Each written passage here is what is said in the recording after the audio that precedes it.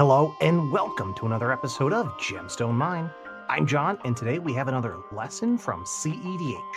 cEDH is a metagame within the Commander format that sits at one extreme, with highly consistent, highly efficient decks. Not all cards are equally powerful in all formats, or even in all metagames, but there are lessons to be learned from how players are using some of the most powerful cards in Magic's history. And before we get started, please be sure to check out everything else that's going on as part of Commander Cookout Media Group, including our sponsor, FusionGamingOnline.com. They're your source for all your gaming needs.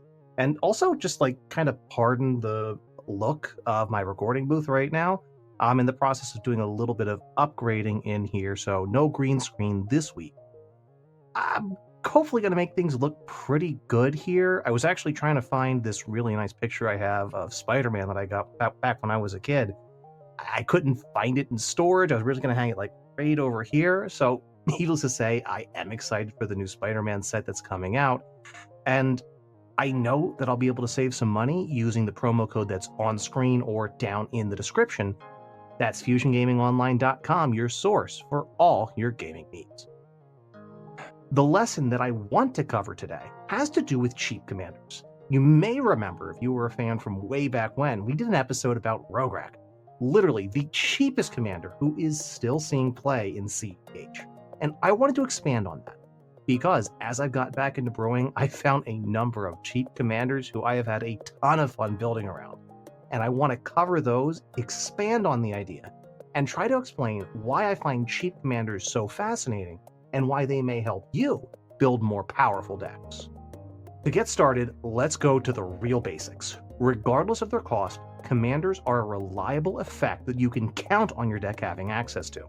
Atraxo is the most popular commander for years because she reliably gave the decks that she headed access to a proliferation engine. And generally speaking, the more powerful your commander is, the more useful it's going to be and the higher impact it's going to have on your game plan. However, even more fundamentally, your commander is usually a creature that can attack and block. It can be sacked to a sack outlet, and it can be used for any one of the hundreds of cards out there that require you to be playing a creature to turn it on. Straight out of cEDH decks, for example, Mox Amber is a powerful mana rock that can tap for any of the colors among legendary creatures you control, all that for 0 mana. It's easy to turn on these days, and if you have a commander like Rograk, you can turn it on for literally no cost. Literally something for nothing. Meanwhile, if you're running a more expensive commander like the second Atraxa, Grand Unifier, it may be a little pointless to run something like Mox Amber when you can't use that rock during the early phases of the game or to just get your commander out in the first place. These cheap commanders also function to turn on the whole if you control your commander cards like Jeska's Will, like Fierce Guardianship, or Deflecting Swat much more easily. And the return of green on the backs of cards like Enduring Vitality and Turbo Gaia's Cradle strategies, see where we talked about that last time. These also emphasized how useful it was to be able to go wide, as having a single extra body on the battlefield could mean access to an extra 1 to 2 extra mana every single turn. The first category of commanders that I want to talk about are exactly this and nothing more. They are a legendary creature which can be cheaply and reliably cast on turn 1. Rograk is the archetypal example from cEDH, but Yoshimaru Ever Faithful is becoming more popular as well, particularly as an opening hand of Yoshimaru into Mox Amber to tap for white to cast an Esper Sentinel puts you ahead on mana, board, and card draw straight from turn 1. Mox Amber is especially attractive with a cheap commander, but in a post-banning world without Mana Crypt or Jeweled Lotus, they also turn on cards like Springleaf Drum as another 1 mana value mana-fixing rock. Red can further exploit these cheap commanders with cards like Infernal Plunge, while Black can use cards like Culling the Weak to rocket ahead on mana. Black also gets access to Diabolic Intent as a virtual second demonic tutor. We already noted just how powerful these commanders can be when you throw them into the mix with green for cards like Gaia's Cradle and Enduring Vitality. But even cEDH brewers have been experimenting with casual all-stars like Cryptolith Rites as well. Another useful example from Blue is Canine Mark I, which is also an artifact creature to turn up the likelihood of hitting Metalcraft early so you can play your Mox Opal. And as a creature, it does all of the above while also being an artifact that you can sacrifice to transmute artifact to fetch up the One Ring. When assessing 1 mana value creatures like these, you usually plan to get them down on turn 1. So think about what other turn 1 or turn 2 plays they actually enable. Even outside of premium mana rocks like Mox Amber and Mox Opal, Springleaf Drum and Paradise Mantle are pretty affordable. There's plenty of green creatures out there that tap another creature to produce mana. Speaking of mana production, there are also commanders who come down early and natively produce mana. You've probably seen that Salubrious Snail video about Rada, Heir to Keld. These commanders reliably take the place of your turn 2 ramp pieces and allow you to access 4 mana on turn 3 to catapult yourself ahead with a big ram spell like Explosive Vegetation, which then gives you access to as much as 7 mana on turn 4, assuming you hit your land drops and play no other ramp. That already sounds pretty impressive, but remember, they also replace multiple slots in your deck you previously needed to devote to that all-important 2 mana value ramp spell like Arcane Signet, Talismans, or Nature's Lore. Other commanders like this in Gruul are Ruby, Daring Tracker. There's the Doctor's Companion in green with Susan Foreman. Izzet just got the Emperor of Palamecia, which can be used to pay for those big mana rocks like Thran Dynamo. And in higher brackets, Orzhov has access to Lotho, Corrupt Sheriff. If you expect your opponents are going to be casting multiple spells early in that getting ready stage of the game, you can get a lot of treasure and get well ahead of your opponents on mana. The cool thing about these cards that I'm going to call Igniters is that once they've tapped for mana to cast a more powerful ramp spell, their job is basically done. Going from 7 mana to 6 mana isn't such a big deal, so if you happen to lose them to a random board wipe, or if they just get picked off, no big deal. The rest of the deck can usually function just fine without them once that bigger ramp piece has been cast off their back. Your opponents are just wasting removal at that point, and you don't really need to worry about your commander tax. Job done. Another good use for cheap commanders is as what I like to call lightning rods. They present an outsized threat that draw more attention and removal than similarly costed early plays. If you watch the Curbside Pickups episode, where I played Trelasara Moondancer, you'll see what I mean by this. At white and green, Trelasara rapidly becomes a 2-hit elimination that demands removal in a Soul Sisters deck. Trelasara also has a really nice smoothing effect on my draws with her Scry build, letting me get away with less card draw than the deck would normally need. But she often draws way more removal and draws it away from the more important Soul Sisters that are harder to replace. And because she's so cheap, Trelasara is often right back to being a threat the turn after being removed, because I can usually trigger multiple life gain instances to pump her back up as soon as I play her.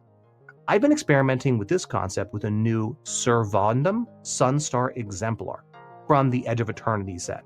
Servandum is white and a black for a 2/2 human knight with vigilance, menace, and whenever another creature you control dies or is put into exile, put a +1/+1 counter on Servandum, you gain 1 life. And when Servandum dies or is put into exile while its power is 4 or greater, destroy up to 1 target non-land permanent. Servandum's threat follows a very similar trajectory to Trelasara's, and Menace is much better evasion than most people realize. My opponents are going to be faced with 2 big questions. Number 1, how long can they actually ignore Servandum? And number 2, where do they think I'm going to point that death/exile trigger, and what am I going to destroy? You can check out that deck list if it sounds interesting in the description of this episode. So far, we've been talking about how useful it is to play cheap commanders early. But there's another advantage to these cheap commanders, and sometimes it's great to play them late. Because of how cheap they are, they're often easy to slip into your curve when you're ready to develop them. Servandum probably fits that model well, but it's especially true for one Final Fantasy commander that I've been really excited about, and that's Krill Baldesion. Baldesion? I'm not really sure how to pronounce that. I never played Final Fantasy XIV. I just beat 3 the other day. But Krill is a legendary creature dwarf wizard for white-blue, a 2/1 lifelinker with Trace Aether. Whenever you cast a non-creature spell, you may return target creature card with mana value equal to that spell's mana value from your graveyard to your hand. Do this only once each turn. I built this deck with a critical mass of 2 mana value blue value engines. The goal of the deck is usually to try to loot useful creatures into the graveyard and then use Krill's triggered ability to turn our ramp and card selection draws into also raised deads, smoothing out our draws while turning looting into virtual card advantage, as those spells tend to build up our board. The deck doesn't really care about slamming its commander early, even though it's a cheap play, because it really just wants to use those early turns to see more cards and to set up the graveyard with some raised dead targets to get more value when we do cast our commander. It's usually very simple during that all set up stage of the game to double spell by casting our commander and then immediately following with a non-creature spell that raise deads another card velocity engine from our graveyard. Now, another advantage of cheap commanders that we've kind of already hinted at is that they're relatively painless to recast a few times. So opponents are often disadvantaged when they start spending removal on our 1 or 2 drop commanders. Not only are they cheap in terms of commander tax, but small creatures are something that like 3/5 of the color pie has access to from the graveyard. Green and black have regrowth and raised dead effects respectively. Black also gets reanimation. White gets a few good recursion spells that can bring back small creatures, sometimes in groups of 3 like Scout for Survivors or Patch Up. Raise Dead and other effects put a card from your graveyard back into your hand, like Phyrexian Reclamation, and these are best paired with a commander that you can both return to your hand and recast in the same turn. But even outside of recursion, cheap commanders are just never going to stay gone. I spent years playing against my buddy Alex's Reese the Redeemed deck, and that elf deck had no difficulty recasting its commander even after it ate removal time after time. It honestly felt like I was just wasting it. But I think the most familiar example to most people out there is Yuriko the Tiger's Shadow, which, thanks to its commander ninjutsu ability for blue and a black, makes it an honorary cheap commander, and it gets around commander tags, so you literally never have to say that card is dealt with. Very frustrating. This inevitability makes it harder to disrupt these game plans that are built around cheap commanders. And that's what I wanted to talk about this week. Cheap commanders provide a lot of interesting brewing, and I think eventually I'd like to go through and talk about all these different types of commanders that are out there, whether they're the expensive ones, the pivotal ones that your whole deck revolves around, or even ones that are just like incidental value engines commonly seen in 4-color good stuff piles in cEDH. What are some of your favorite cheap commanders?